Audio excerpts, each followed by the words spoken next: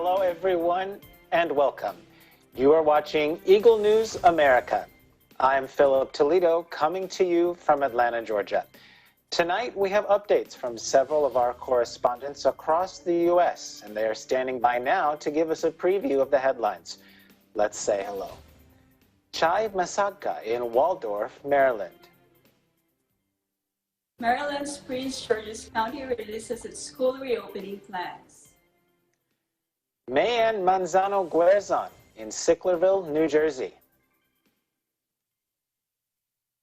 Governor Murphy signs COVID-19 Emergency Bond Act. Then Carlo Valdez in Union Township, New Jersey, reports about Governor Murphy's plans to help close the digital divide for New Jersey students. Then we'll go to Swarthmore, Pennsylvania with Myla Zimbalon. Pennsylvania Governor Tom Wolf announces new orders to alleviate increase in COVID-19 cases. Lovely Anderson in Fort Worth, Texas. Texas receives $41 million in federal funding for COVID local government relief. Keisha Rose Lobanen in Santa Clarita, California. LA officials warns of scammers posing as COVID-19 contact tracers. Then JP Era in Sacramento reports about Fremont school districts to start the school year through distance learning. Plus, later on, we'll get to find out what's in all of our correspondents' bags. But first, an overview of how the world looks now. According to the Coronavirus Resource Center of Johns Hopkins University in Medicine, as of 4 p.m. Eastern Time today, Thursday, July 16, 2020, the number of cases of COVID-19 reported worldwide is now more than 13,600,000. This includes more than 3,500,000 in the United States. Sadly, this virus has claimed over 586,000 lives worldwide, which is more than 138,000 here in the United States. Our coverage begins now. The UN's top rights body adopted a resolution Thursday highlighting states' responsibilities in addressing pandemics. Despite the criticism of the text, backed by China and Russia, among others, shied away from addressing civil and political rights. The UN Human Rights Council adopted by consensus the resolution emphasizing, quote, the central role of the state in responding to pandemics and other health emergencies.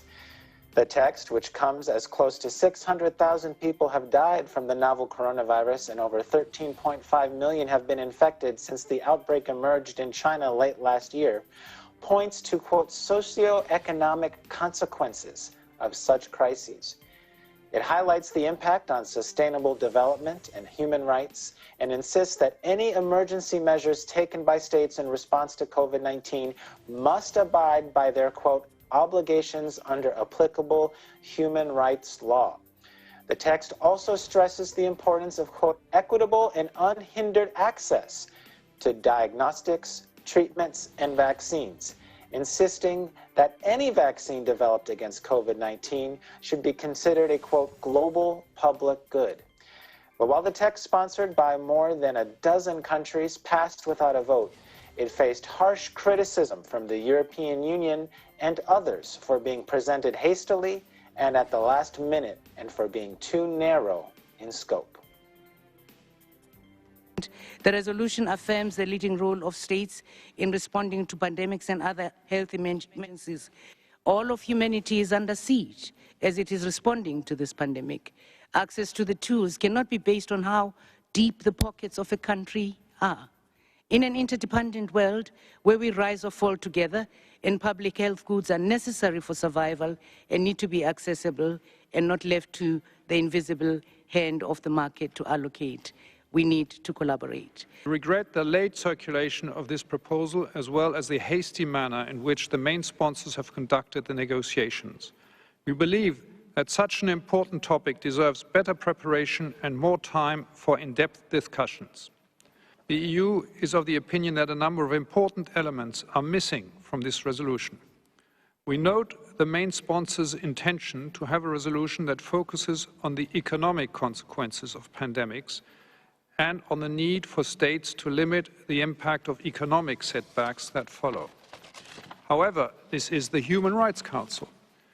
It has a mandate to examine human rights dimension.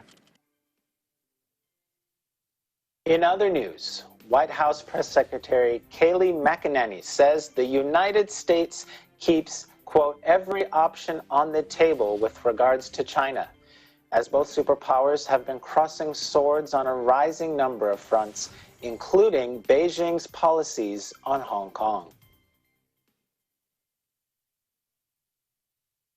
Rest assured, we keep every option on the table with regard to China. Has he ruled out any options at all? He's not ruled out any options with regard to China. McEnany also says that Donald Trump's Twitter was secure and not jeopardized during the massive hack of high-profile users on Wednesday. Did, and Dan has been, and his team and digital have been in constant contact with Twitter over the last 18 hours to keep Twitter secure, the president's Twitter feed. The president will remain on Twitter, but his account was secure and not jeopardized during these attacks.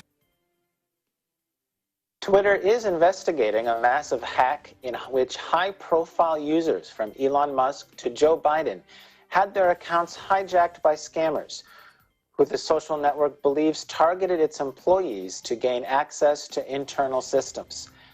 Posts trying to dupe people into sending hackers the virtual currency Bitcoin were tweeted by the official accounts of Apple, Uber, Kanye West, Bill Gates, Barack Obama, and many others on Wednesday. Twitter said they detected what is believed to be a coordinated social engineering attack by people who successfully targeted some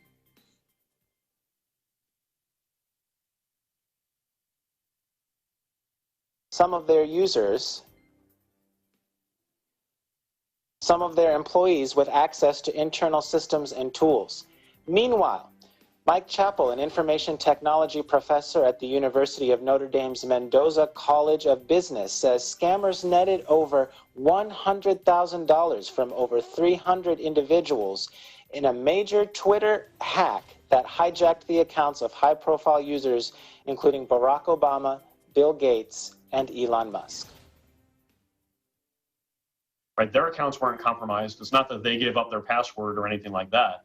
Instead, there was a social engineering attack that took place against a Twitter employee who had access to internal tools that allowed him to take over any Twitter account he needed to for troubleshooting purposes. So in this case, that compromise led to someone having the ability to take over a wide variety of Twitter accounts. We know that they netted over $100,000 from over 300 individuals before Twitter was able to shut down the attack and delete the tweets.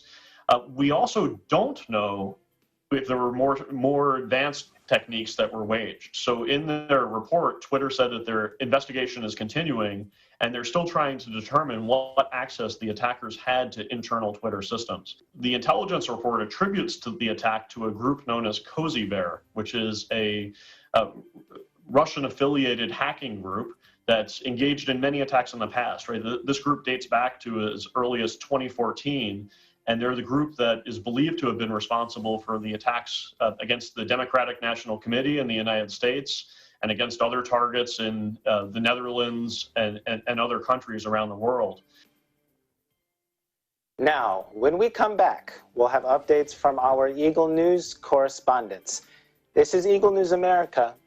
Stay with us.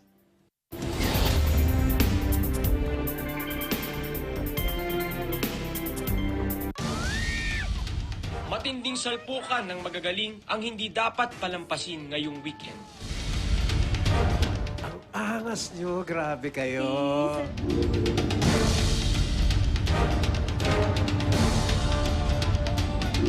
Hangang-hanga na talaga ako sa'yo.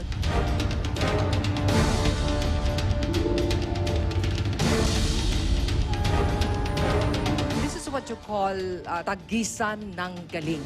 Ito na yon. Sino-sino ang bubuo sa Final 5 na makakasama sa Grand Finale? Abangan yan dito lang sa Tagisan ng Galing, the Semi-Finals.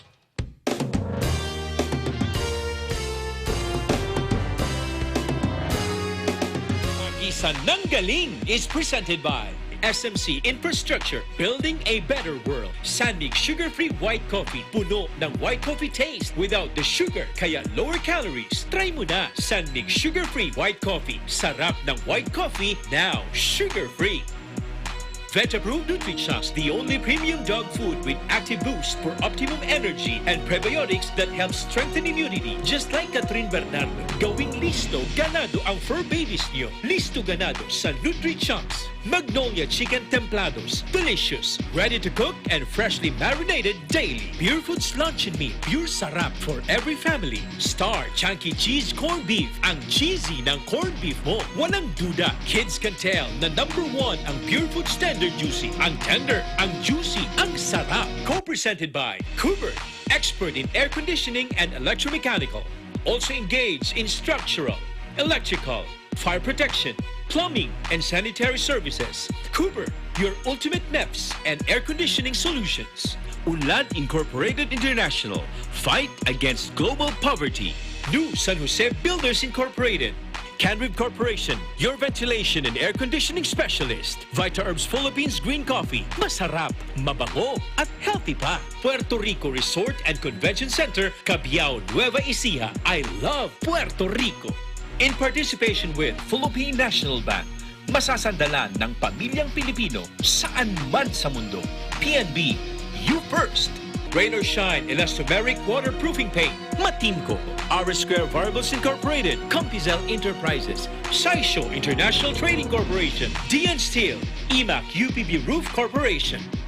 East West Bank, your dream, our focus.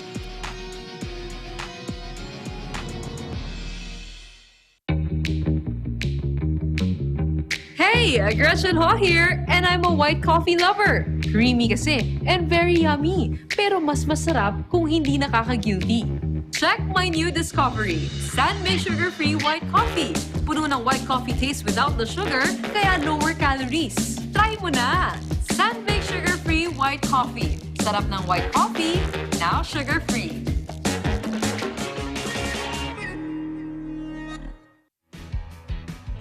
The successful development of TPLEX, or Tarlac Pangasinan La Union Expressway in 2009, a 4-lane toll road that extends from Tarlac City to Rosario La Union, with an additional approved extension of 56 kilometers all the way to San Juan La Union.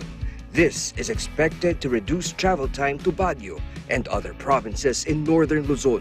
Realizing the vision of creating a better world for Filipinos fueled the team's focus. Listo at ganado ang baby ko sa vet-approved Nutrichunks. With active boost and prebiotics na pampalisto.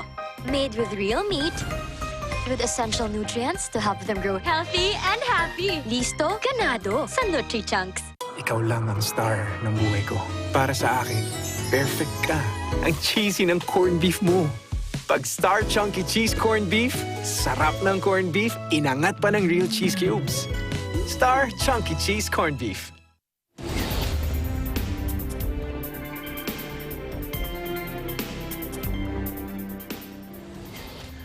Welcome back. You are watching Eagle News America. I'm Philip Toledo in Atlanta. Maryland's Prince George's County releases its school reopening plan. In Waldorf, Chai Masaka has the story. Chai? Thank you, Philip. Here in Waldorf, it's partly cloudy at 76 degrees Fahrenheit or 24 degrees Celsius. As different local jurisdictions continue to come up with reopening plans for the school year 2020-2021, the county with the highest number of COVID-19 cases in Maryland laid out plans for this fall's school reopening. Prince George's County school system is set to conduct full virtual classes from August 31 this year to January 29 of next year. Consultations and surveys done in June resulted to 46% of the county's families favoring remote learning full-time. Scenarios of total distance learning, a hybrid option, or a combination of a 3-day online with 2 days in-person classes and full-time return to school were considered. However, school leaders found that parents, teachers, and administrators favor a 5 full day a week continued distance learning, giving teachers the option to teach in their classroom and have small virtual group. According to Dr. Monica Goldson, Chief Executive Officer of Prince George's County Public Schools, logistics, lack of sufficient time, and other issues make on-campus learning setup in the county school system inviable. With Prince George's County as the epicenter of COVID-19 in Maryland, and with 24% of its teachers estimated to be suffering from underlying conditions. Goldson said the health and safety of everyone cannot be ignored despite having to work every day to provide the best education in every school. The county's upcoming online learning is expected to be more substantial compared to the initial remote learning conducted at the onset of the pandemic. It will include pre-recorded lessons and daily live instructions with breakout sessions for students with special needs and those who are English language learners. Steps will also be taken to help especially the youth from low-income families. Parent support centers will be established specifically to help parents with technology and other distance learning issues. Depending on the health conditions, families will be given the option to choose hybrid instruction starting February 2021 up to the remainder of the school year. With more than 200 schools, Prince George's County is the second largest school system in Maryland. Its move for distance learning in the coming school year came on the heels of Maryland Teachers Union's call to Governor Larry Hogan and State School Superintendent Karen Salmon to opt for online education as the primary option in this pandemic. In Waldorf, Maryland, Chai Masagka, Eagle News, we live in interesting times. Back to you, Philip. Thanks, Chai. Now, I know that you're a parent and you've got kids in school. So which of the 3 options given did you choose? Right now, Philip, I chose full-time distance learning because I don't have the confidence yet to send my kids to school just yet. So I know nothing compares to a traditional school setup where kids, go to school, meet and interact with their friends, classmates, and teachers. And I know that their daily experience in school could also teach them lessons, and lessons which are just as important as what they learn inside the classroom. But right now, I'm willing to forgo with these opportunities, if only to ensure the safety of my kids, Philip. Absolutely, and I know parents across the country are having to make a similar, very tough decision right now, so we can definitely empathize with your thoughts and your decision there. Thank you, Chai, for your report. Now we'll turn our attention to the state of New Jersey, where our Bureau Chief Carlo Valdez reports about Governor Murphy's plans to help close the digital divide for New Jersey students. Carlo? Phil, as New Jersey slowly starts to reopen, schools are now working on plans to restart learning in the middle of this coronavirus pandemic. Governor Phil Murphy held a news conference on Thursday in Irvington to unveil the plan to address the digital divide for New Jersey students. Here are some of his words. To announce the steps we're going to take to close the digital divide, to eliminate this disadvantage, and to ensure every student, not most, but every, has the same opportunity to learn, whether it be in person or online. The estimated cost of closing this divide is not small. Kevin and his colleagues estimated as about $115 million. But this is a cost we cannot ignore in light of the current fiscal reality by pushing it off to another year. We must address this now. While districts across the state are working hard to ensure a safe, underline safe, return for their students this fall, we are also aware that for some students, remote learning will remain a part of their experience. As time is of the essence for districts to finalize their plans, so too it is for us to ensure that that divide is closed. Governor Murphy also announced that about 230,000 New Jersey students were put at a disadvantage when schools were closed due to the pandemic. Students had unreliable internet connections and their computers or laptops were not up to date. Governor Murphy also stated that New Jersey will spend around $115 million to help close the digital divide. And as for COVID-19 updates, New Jersey reported 254 new positive COVID-19 test results on Thursday, bringing the total to 176,501. Sadly, 32 more deaths were reported, bringing the total to 13,691. In Union Township, New Jersey, Carlo Valdez, Eagle News. We live in interesting times. Back to you, Philip. Thanks, Carlo. Stay safe there. Now, in Pennsylvania, Governor Tom Wolf announces new orders to alleviate the increase in COVID-19 cases. Mila Zimbalon in Swarthmore with the story. Mila? Thanks, Philip. It's a sunny day today here in Swarthmore with a high of 83 degrees and low of 70 degrees. About 70% humidity, but bearable. This past week, we have seen alarming increase in new COVID-19 cases, about 1,000 new cases per day. When Pennsylvania reached the peak in April, there are about 2,000 cases each day. This new surge could soon reach the April peak and probably more. That's why the government of Pennsylvania took the action now. What is causing the influx of new COVID-19 cases? Here's Governor of Pennsylvania, Tom Wolf, to give us the answer. Let's watch. But with our current rapid increases, we need to act again. But this time we have more knowledge and we can act in a more focused manner because we have a better sense of how this virus is affecting Pennsylvanians. Through contact tracing, we've identified 3 catalysts for our case increases. This is where we think the case increases are coming from. First, some Pennsylvanians have been ignoring the mask-wearing requirements and social distancing when they're visiting Pennsylvania bars and restaurants. They are unknowingly spreading or unknowingly picking up the virus. And this carelessness has resulted in pockets of super spreading. Second is out-of-state travel, both by Pennsylvanians who are returning from places they visited out of state and by out-of-state folks coming to Pennsylvania to visit us here. And the third catalyst for this new upsurge is a lack of national coordination.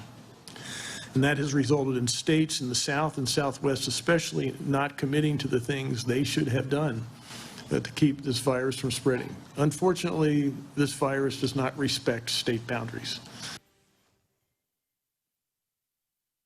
The statewide decision for targeted mitigation efforts for bars and restaurants, gatherings, and telework was influenced by the alarming increase of new COVID-19 cases, primarily in the southwest part of Pennsylvania, along with additional select counties in the state. The mitigation efforts included in the new orders will be shared to us again by Governor Wolf. Let's watch. Where we really have to act. We don't want to become Florida. We don't want to become Texas. We don't want to become Arizona. We have got to act now.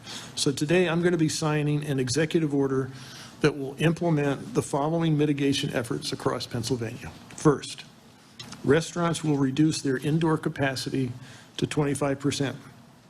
The current outdoor dining rules remain in effect just as they are.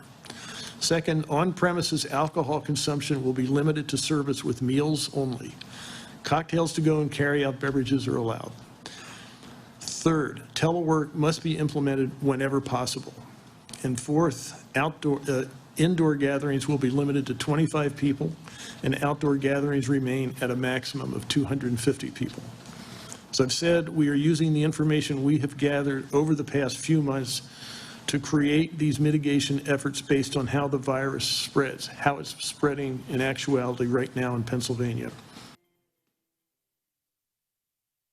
Small gatherings of friends in the backyard or at a local park are permitted, and children and families are encouraged to take advantage of one or more of Pennsylvania's 121 state parks.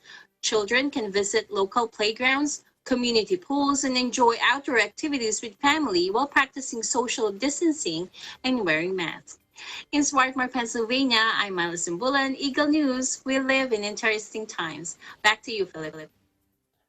Thanks, Mila. And you talked a lot about restaurants and encouraging people to go to parks. But what about gyms and other fitness facilities? Are they included in any of these updated orders? Although gyms and fitness facilities are still permitted to continue indoor operations, they are encouraged to prioritize outdoor physical fitness activities. Philip? Understand. And how will they enforce these new orders? What's the plan of the state government? Those businesses and individuals who's in violation of these orders could be subject to fines or business closure or other enforcement measures that they have out there. Philip? Thank you so much, Mila. Stay safe up there. Thanks, Philip. Now, up next, we'll have more updates from our correspondents. This is Eagle News America. Stay with us.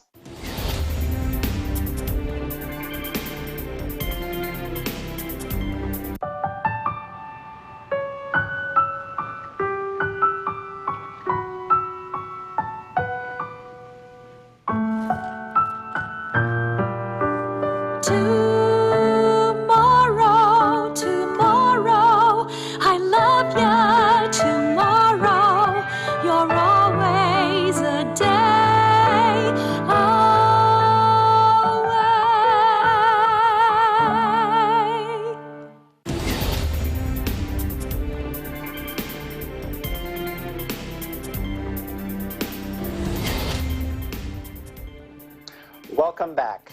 You're watching Eagle News America. I'm Philip Toledo in Atlanta.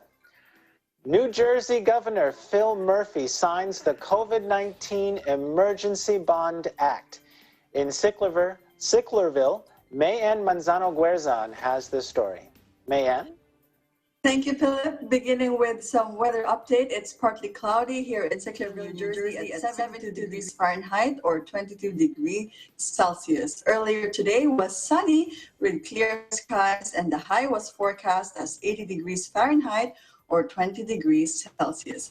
Governor Phil Murphy signed into law the New Jersey COVID-19 Emergency Bond Act, which authorizes the state to borrow up to $9.9 billion to address the unprecedented fiscal crisis that has arisen as a consequence of the COVID-19 pandemic. Governor Murphy said, quote, "The passage of this legislation is an important step in New Jersey's recovery from the economic ravages of the COVID-19 pandemic. While this is by no means a silver bullet, the ability to responsibly borrow is essential to meeting our fiscal needs in the coming year."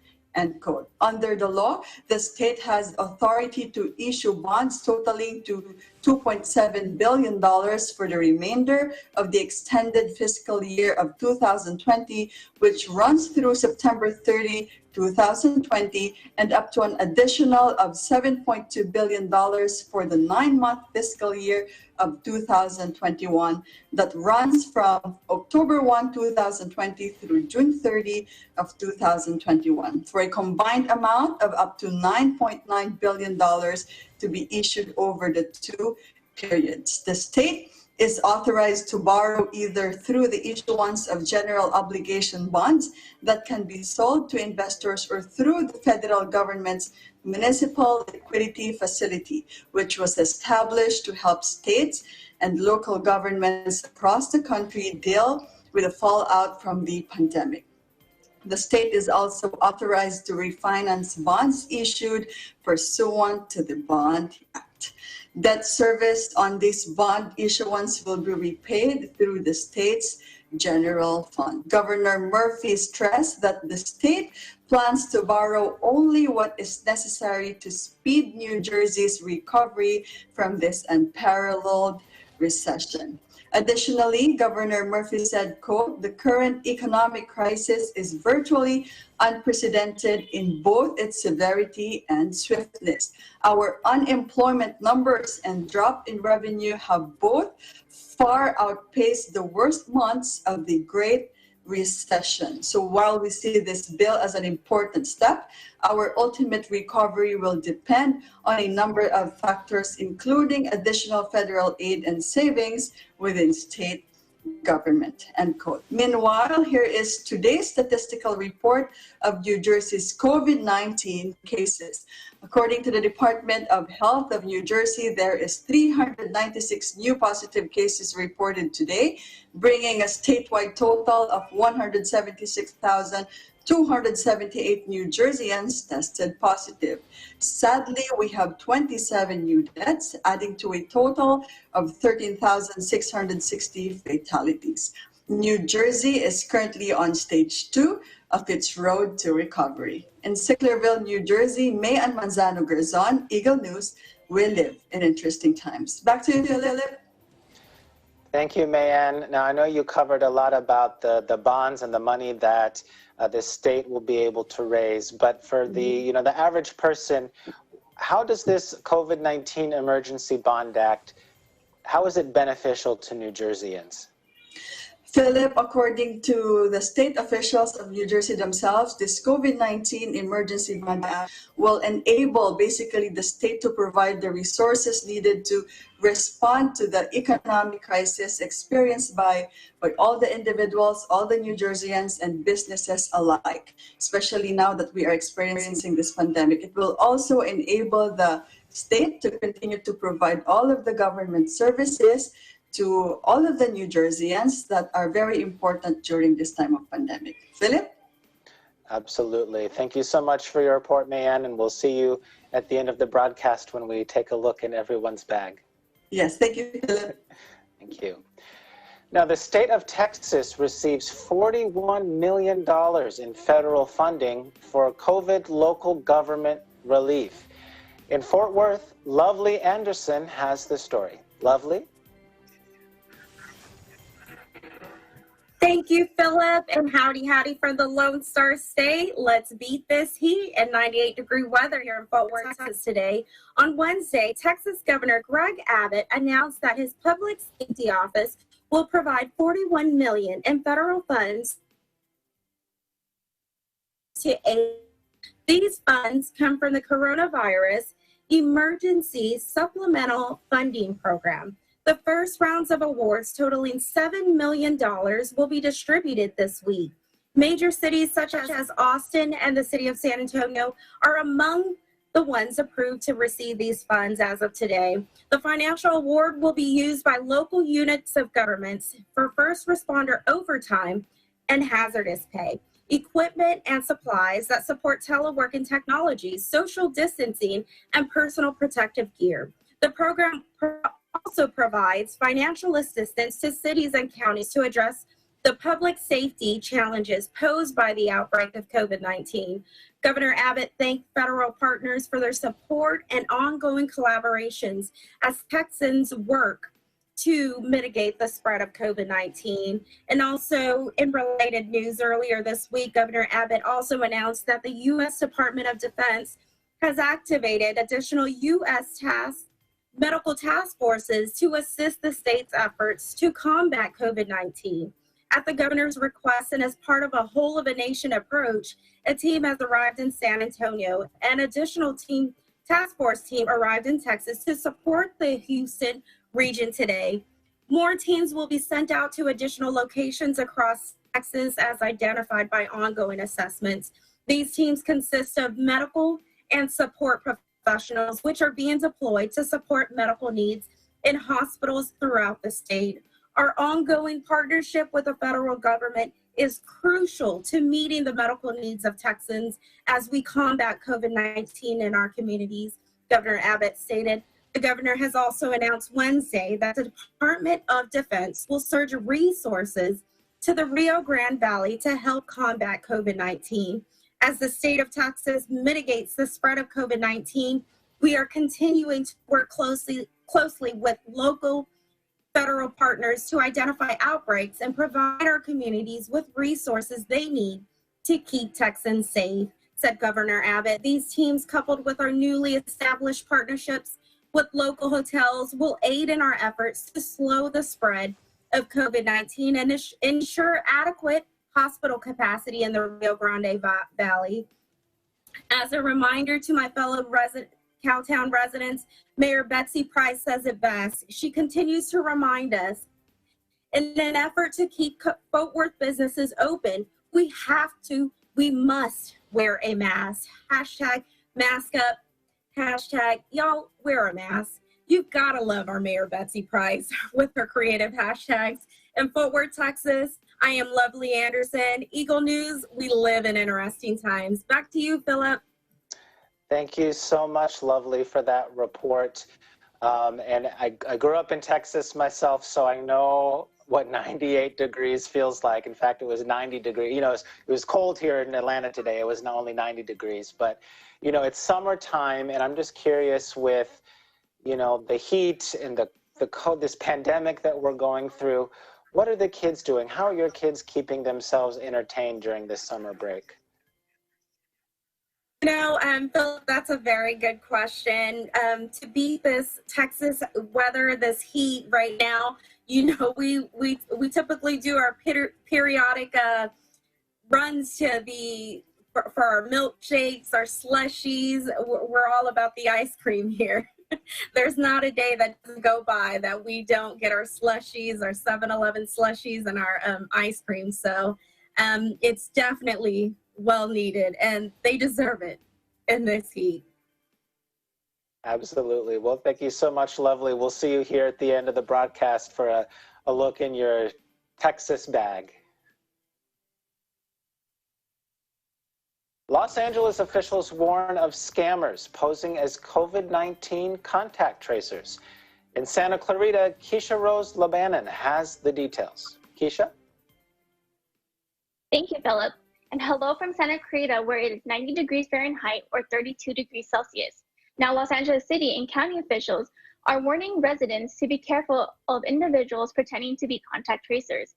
These scammers will prey upon the unsuspecting and uninformed to obtain personal data such as social security numbers, bank account numbers, and other private information. Now, to understand what a legitimate contact tracer will ask for, first, we need to know what the functions of a contact tracer are. Contact tracing is actually not a new thing. In fact, tracers have been deployed by the public health departments for many years whenever an infectious disease runs rampant. Now, their job is to help slow the spread of and avoid new outbreaks by speaking with people who may have come in contact with a sick person. Now, during this current pandemic, contact tracers will quickly act when reported cases of coronavirus reaches their desk. Tracers will then contact an infected person to give important instructions such as how to self-quarantine, and will also ask for information like about the places that they've been to and the people that they encountered. Now, tracers will then call those who have been in contact with the infected person. Due to privacy laws, though, they will not share that person's identity. Now, on the part of those who have been exposed, contact tracers will also ask about the places they visited and also symptoms that they may be occurring. Based on the responses, tracers will then provide next step instructions and might routinely call to check on a person's condition. Now, when it comes to a person's personal information, contact tracers will only ask a person's name and date of birth. Anything more than that is a red flag. People then should end the phone call and contact the public health department directly just to confirm that they are on the contact tracing list. Residents can contact their city attorney's office to report suspected cases of scam. Now, in Los Angeles County, the new number of deaths increased today with 4,592 newly reported cases and 59 new deaths, setting a new high record of COVID-19 cases at 4,592, surpassing the previous record on July 14th. The total number of confirmed cases in the county are 147,468, with 3,988 deaths as announced today by the Los Angeles Public Health Department. Meanwhile, the state of California now has a total of 356,178 confirmed COVID cases and 7,349 deaths as recorded by the California Public Health Department. In Santa Cruz, California, Keisha Rose O'Bannon, Eagle News, we live in interesting times. Back to you, Philip. Thanks, Keisha. And I know that I'm not very good about answering unknown phone numbers, precisely for this reason that there's scammers that are out there. So wouldn't that apply to other people? If they think that there's scammers on a line, wouldn't they be reluctant to answer one of these calls from a contact tracer? Yes, Philip. Yeah, I definitely agree with you. I myself am reluctant when answering phone calls that aren't saved to my contact list, but we have to realize that people need to be people need to answer these phone calls because they should know if they've been exposed to people who tested positive for COVID-19. They'll be educated as well as how to care for themselves, and they can also help fight the spread of this disease. So we shouldn't be afraid to answer the phone call. We just have to make sure that it's a real contact tracer that you're talking to. And of course, if you're in doubt, you can just hang up and contact your public health department directly. Absolutely, and those are important tips for everyone to remember, because contact tracing, as the experts say, is one of the important ways that we can help beat this pandemic. So thank you so much, Keisha, for your report. We'll see you here in a little bit. Thank you, Philip. Now, the Fremont school districts will start the school year through distance learning. In Sacramento, JP Era has the details. JP? In Alameda County, there is now a total number of 8,627 positive cases of the coronavirus as of July 15th. The cases continue to rise every day, and because of this, the Alameda County has now been placed on the state's county monitoring list. Counties placed on the monitoring list receive targeted support from the state and are subject to state-imposed restrictions and enforcement. The county's case rate is currently the third highest in the Bay Area and less than half of California's overall case rate. Due to the number of high cases, the county is taking key actions to help reduce the spread of COVID-19. Some of these key actions include pausing the reopening of higher-risk activities, outreach and messaging campaigns regarding face coverings and physical distancing, the ramp-up of testing, and collaborating with the state for more county assistance. A major key action taken by the county to help reduce the number of cases is the decision to begin the 2020 school year away from the classroom and through online learning instead. The Fremont School District is in charge of 35,000 students, and through a split vote during the school board meeting last Friday, the Fremont Unified School District will stick with virtual learning until the Alameda County does not see a single new COVID-19 case for 7 straight days. This high threshold could keep classrooms online for the foreseeable future, considering the number of cases in the county continues to rise every day. The Oakland Unified School District, along with San Jose, have also decided to begin the school year virtually. Despite this new ruling for the school district, the board has specified that they will consider allowing those in special education classes and other students who need different learning accommodations to return sooner. When the county reaches the threshold of no new cases for 7 days, they will begin to allow students to return to the classrooms, but in a limited fashion. The board briefly discussed the idea of creating a hybrid program for students, which would involve distance learning and classroom instruction. This would allow students to better engage with their teachers and materials. However, this idea continues to remain as an idea and is not currently in the works for the Fremont Unified School District. As always, the Alameda County continues to remind members of the community to follow public health guidelines, such as maintaining social distancing, wearing a mask, and sanitizing proper equipment in order to help reduce the cases of COVID-19. In Fremont, California, JP Era, Eagle News, we live in interesting times. Thank you, JP. Now, coming up, let's find out what items are in the bags of all of our correspondents. Stay tuned. This is Eagle News America.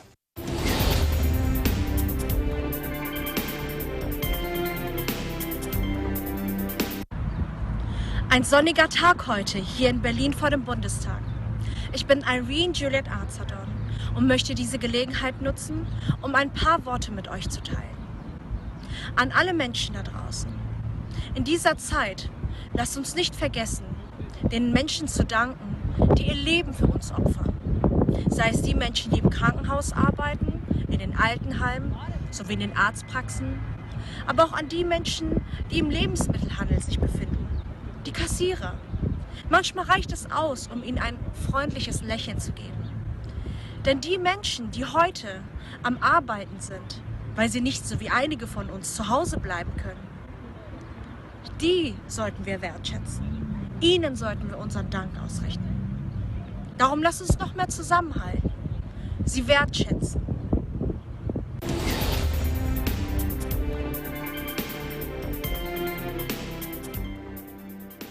Welcome back, everyone. You are watching Eagle News America. I'm Philip Toledo, coming to you from Atlanta.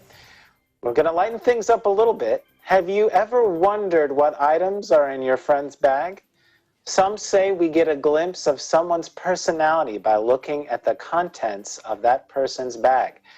So tonight, before we end, let's take a peek into some of our correspondents' purses, totes, backpacks, or maybe even diaper bags, and see for ourselves what we'll discover.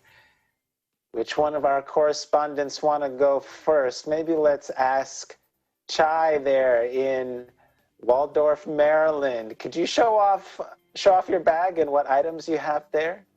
Maybe 3 or 4 items. Okay, Philip. So this is my bag. I call this my all-occasion bag because I use this every day. Excellent. When I go to the store, like everywhere. This is actually a tote bag, Philip. And I like this because it is so roomy. I can put a lot of stuff there. But there's one downside of this type of bag. There's just one pocket on the side. So that pocket, I reserve it for car keys. So I won't be groping inside the bag looking for my car keys. Okay, that's a smart idea. A lot of stuff in my bag, Philip. Of course, my wallet. But I don't usually use this now because I have a separate card holder, which I could just simply place in my pocket when I go to the stores. Because as much as possible, I don't want to be holding a lot of stuff when I go to the stores, you know. And so that's 2, right, Philip? Wallet and card holder. And I have my brush, a small one. I want everything small in my bag so I can fit it all. A small brush, a small cologne, and of course, this time you cannot leave the house without it. Hand sanitizer. Oh, excellent. Because I use it a lot every time I go out.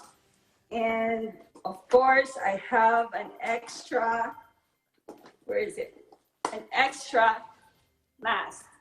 I have a box in my car, but I put some in my bag just in case, you know, for emergency purposes. And of course, I have my book. I cannot live without a book. I can't leave the house without a book, so I always have a book with me. But right now, I prefer paperbacks, so it's easier to hold or to put in my bag. Absolutely. And of course, EBC Correspondent, you have your own badge, right? I always put it in and always have a small notebook or something to write on. So that's about it, Philip. Oh, of course. I have my pencil case too. Just in case, right? Yes, I have my markers, my pens, and everything here. My cards. That's right. Yeah, so there's just one pocket in this bag, so I try to have different pouches for my different stuff. So a bunch of containers inside one container. Yeah. Excellent. How about there in Texas? Lovely. But before you show us your bag, Chai gave me an idea for a bonus question. What makes a tote bag, and what makes a purse a purse? That's a good question, Philip. But a tote bag, for me, a tote bag should be roomy. It has more space for all your stuff. A purse, it's something like formal, I guess, like, you know, the one you use for special or formal occasions, like for church, maybe. But tote is like, it's kind of an informal bag that you use for informal occasions or everyday bag for me. Thank you, Chai. So let me ask Lovely there in Texas, do you have a tote bag or do you have a purse? Or do you have some other kind of bag to share with us tonight? You know, Philip, I am actually embarrassed to show mine after Chai showed hers. Mine is very small and compact. I don't like carrying or having a lot of things. I have a really small purse and just all my important stuff that I need at the front. And honestly, I always carry around 4 things, and those are the most important things. Well, right now, it actually became 4 because of this whole COVID. 1, I always have, obviously, the hand sanitizer to be safe. But ladies, talk to me. You know we always need our lip gloss. I cannot leave the house without some Carmex. And also, I just like to make sure that I always have this. This is just cream so that I don't have my hands are dry. And one thing about me, my teeth, I always carry around floss. You gotta keep that lovely smile. Thank you, but yeah, those that's basically it. I travel very light. I like to be, whenever I'm ready to go, I don't want to have all these things I'm looking for. I just have those 4 main things. And, right now in the world of technology, we can never leave without our phones. So other than those 4 things on my phone, that's what I'm running with. Absolutely. And I just want to go on record and say that guys also, maybe not lip gloss, but we also keep a chapstick or lip moisturizer because you got to be comfortable. I just wanted to throw that out there. How about up there in Pennsylvania, Mila? What can you share with your satchel or maybe a suitcase? Do you carry around a suitcase? What do you have luggage, up there? Right? Hi, Philip. No, this is actually a cross-body bag. This is my go-to bag. This is what I use whenever I go to the store, especially grocery store. Let me show you how it looks like. So you wear it like this. It crosses your body. Can you see it? It's very aptly named. Yes, so it's so that I don't have to touch it every time, especially if I have my phone, especially when you're going to grocery stores. So everything is in here. So this, you probably notice I have this. This is my COVID pouch. I usually carry this if I'm with my kids because I have all the masks, extra masks. I have wipes, especially if they're eating something sticky. And I have all those, these are the extra ones. So I call this my COVID pouch. But inside my purse, I have all these different things. I have reusable grocery bag. I have, of course, hand sanitizer, my mask. And because this is a tiny purse, everything's tiny as well. Even this is where I put all my credit cards and everything. And I also have, like, Lovely, my lip gloss. And I have a pill box just in case if I have a headache or my other meds in here as well. So I always have this as well now. Disposable gloves, especially if the door is not open automatically. I need to wear this. So absolutely.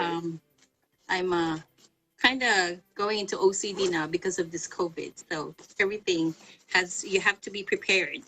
That's it, Philip. That's my COVID ready. I was about to say, you look very organized. Is the rest of your surroundings, are they as organized as your bag? No, I don't think so. I have 3 kids, Philip, so I'm trying to, especially with this COVID.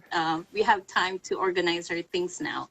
But when you have 2 boys, and one good thing, my eldest is a girl, but when you have 2 boys, it's kind of hard to organize your things. Right. But they're fun. Of course, I love them and they're fun to be with. Right. As a boy myself, I understand it is hard hard to organize our stuff. So it seems like most of our correspondents are fairly practical. Let's go to our last correspondent, Keisha, and maybe she'll have something more fun and spontaneous in her bags. Keisha, let's see what you have. Okay, hey Philip. So I feel like after seeing everyone else's purses and bags, I feel like my bag is a combination of Lovely's, Chai, and Mila's. My bag is small, it's a crossbody, but it can actually fit a lot of things. You'll be surprised what's in my bag. So here it is. It's a bucket bag. It's a crossbody as well, and it can fit a lot of things. So the first thing that I have is my dog's water bottle. Oh, excellent. So I always have water for her because she's always thirsty on these hot days. I actually have my Nintendo Switch. Lines are really long now, so I get kind of bored. So I'll just open this up and see what I can play while waiting in line. And I actually also have my pharmacology note cards. I study it also when, I have free time whenever I'm waiting for something. I have a liquid hydration packet for my water bottle. I actually don't drink a lot of water, so this actually helps. This is actually supposedly 3 times the amount of water that you drink, so this actually helps. What else do I have? Of course, I have a bunch of hand sanitizers over here. I have a brush. I have a pen, lotion, chapstick, like Lovely, and a hair tie. Oh, and I also have a battery pack. Ah, the essentials. Will that charge your Nintendo Switch? Yes, it actually will. Excellent. So, well, thank you, Keisha, because, I was looking for something different. It seems like we're all carrying the same things right now. No matter what part of the country you're in, everybody's got hand sanitizer. We're washing our hands. There's, lotion, something to keep your lips moisturized. So it's interesting to see how, we have a lot of similarities in our bags, or at least, among the correspondents that we have here tonight. I don't have. Sorry to interject, Philip, but I have to say, Keisha, I think you win. You win with the most interesting purse items. That the drink for your dog, I've never even heard of that. I've never even knew those things existed. That's interesting. And your Nintendo Switch. Oh man, hilarious. Yeah, and Thanks, Lovely. Thanks, Lovely. And thank you, Keisha. I thought I'm the only one who brings my house with me whenever I go out. It's good to see. You also have a lot of stuff in your bag. When I saw Lovely's bag, I was kind of embarrassed because she can go out with just a few stuff with her. But I have a lot. I don't know. I'm feeling a little out of my element. I never knew of a bucket bag. It's interesting. Mila, I think I'm gonna have to copy you. I love that you've got that COVID bag. COVID pouch. I'm gonna have to do the same. I've got to keep something like that. That's pretty handy. This is an old diaper bag that I found while cleaning the basement, and I was thinking, wow, I can reuse this. It's I call it COVID pouch. Yeah, it's really handy, especially when you have kids. Well, everyone, let's give a big thank you to all of our correspondents for bearing their souls, or at least the contents of their bags, with all of us tonight. We hope that this was helpful for everyone to see, what you need to bring with you when you're facing a pandemic. But one thing that we definitely want to make sure that we do before we close, we do this at the end of every episode, but we really want to sincerely thank all of our frontline and essential workers and give you all a round of applause. So I know all of our correspondents will join us So we let you know that we truly appreciate you. So thank you everyone for joining us this evening. This is today's Eagle News America. Wherever you are in the world, please stay safe and stay well. I am Philip Toledo. We live in interesting times.